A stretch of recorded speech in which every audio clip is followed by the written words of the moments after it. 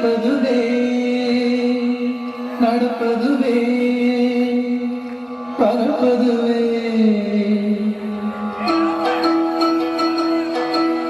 நிற்பதுவே நடப்பதுவே பறப்பதுவே நிற்பதுவே நடப்பதுவே பறப்பதுவே நீங்கள் எல்லாம் சொற்பனதான் பல தோற்றமாய கண்களும் சொற்பனதானும் பல தோற்றமாய கண்களும் கற்பதுவே கேட்பதுவே கருதுவதே நீங்கள் எல்லாம் அர்த்தமாயங்களும் உம்முள் ஆழ்ந்த பொருள் இல்லையும் அர்த்தமாயங்களும் உம்முள் ஆழ்ந்த பொருள் இல்லையும்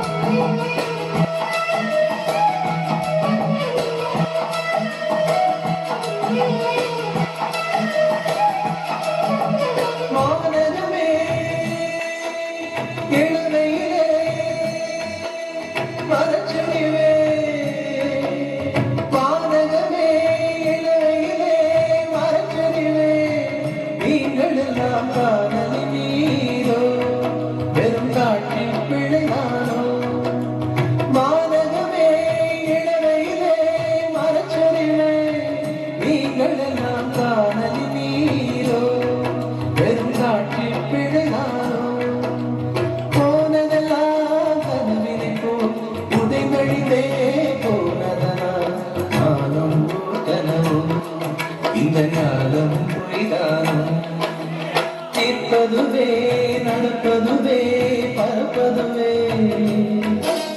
நிற்பதுவே நடப்பதுவே பறப்பதுவே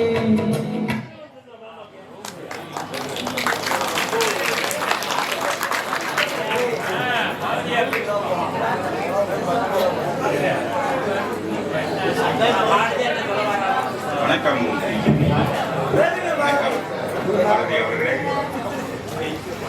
உங்களை இந்த மண்ணில் சந்திப்பதில் பெரும் மகிழ்ச்சி அடைகிறேன். நண்பர் சுப்பிரமணிய சிவா.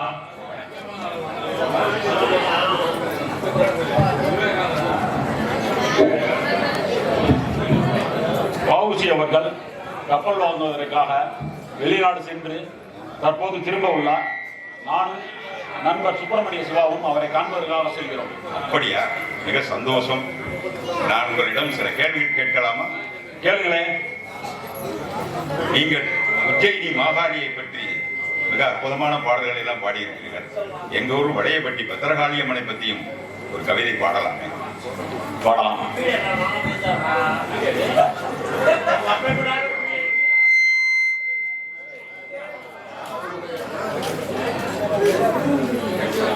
என்னை பெற்ற தாயாய், நான் பெற்ற என் மகளாய்,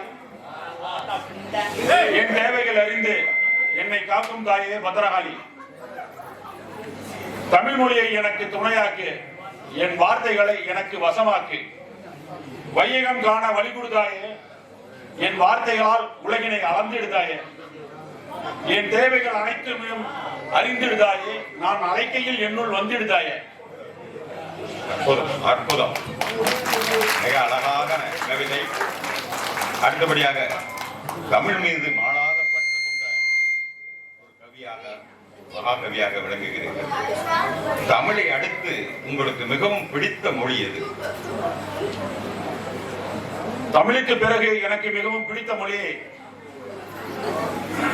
பாரதத்தை தோற்றுவித்த மொழி, பாமரனும் கற்றுக்கொள்ளும் மொழி, பாரிலும் புரிந்து கொள்ளும் மொழி, பார்வையிலே சொல்லிவிடும் மொழி, இறைவன் ஒளிக்கும் மூளைக்கும் உள்ள தொடர்பை துண்டித்தும் ஒளிக்கும் மூளைக்கும் தொடர்பை தந்த தேவ மொழி, அது ஜாடை மொழி. ஜாடை மொழியே எனக்கு மிகவும் பிடித்த மொழி. வார்த்தையே அல்லாத ஜாடை மொழி.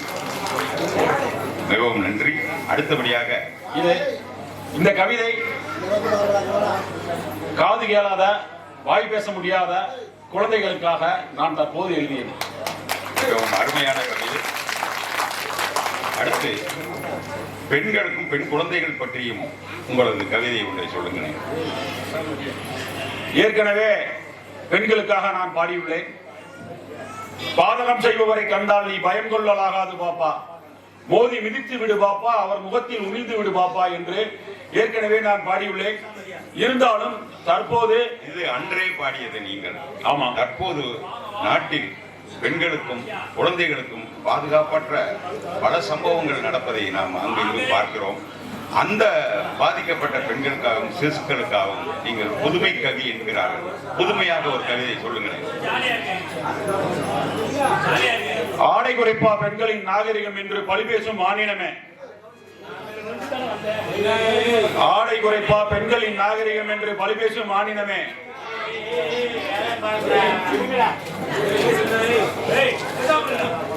என்ன கண்டா என்னிடம் பெண் பசுவின் கர்ப்பவாடை கண்டால் புனராதாம் எருதுகள், ஒரு பெண் பசுவின் கர்ப்பவாடை கண்டால் புனராதாம் எருதுகள், பூப்படையாத என் மீது மலர்களின் வாசம் கண்டாயோ,